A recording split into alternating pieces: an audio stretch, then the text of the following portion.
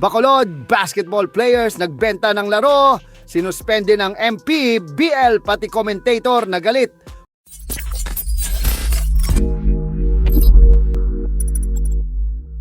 Muling lumutang ang matinding pagdududa sa pagkakaroon ng game fixing sa profesional na liga na Maharlika Pilipinas Basketball League MPBL matapos ang naganap na kakaibang paglalaro sa pagitan ng Bulacan Cuyas at Bacolod Mascaras nitong Hulyo 28. Hindi napigilan ng mga manonood at taga-subaybay ng MPBL ang magpahayag ng pagkadismaya dahil sa lubhang kahina-hinalang paninindigan ng koponan ng Bacolod sa endgame mismo ng kontrobersyal na laro ng Mascaras. Isang yugto sa laban ang makikitang tumira ang big man ng Bacolod mula sa 3-point area na hindi man lamang nakaasinta sa ring at tumama sa itaas ng square box na nakapinta sa backboard. Nagsimula ang pagkritisa sa huling 7 minuto ng 100-64 pagkatalo ng Bacolod sa Bulacan nang hindi maka-score ang Mascara kahit isang field goal. Mabilis na kumalat sa social media ang mga video clip ng mga huling bahagi ng laro na nagdulot ng malawakang espekulasyon sa mga tagahanga at sa tagamasid ng basketball.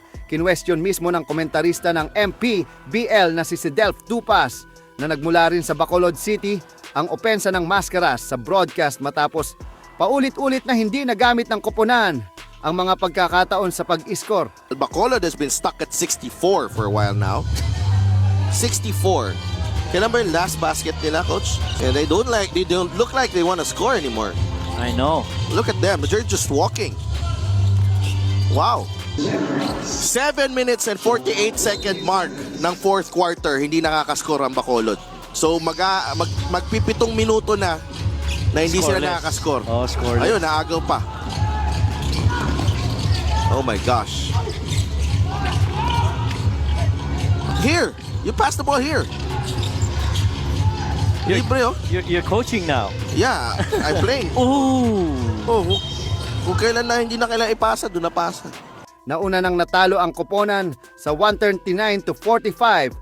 Gayon din ang pagkatalo ng 113 sa 61 sa Quezon at 113-62 sa Bataan. Matatanda ang ilang beses nang naganap ang mga kaduda-dudang laro sa liga sa mga nakalipas na taon. Una, naganap sa liga na itinatag ni Manny Pacquiao ang pag-ban nito sa 47 manlalaro at mga opisyal ng mga koponan na naiulat na sangkot sa game fixing na naging malaking problema sa liga. Tinadtad naman ng kritisismo ang liga mula sa mga netizen at sinabing pera-pera lamang ang MPBL at totoong mayroong game fixing.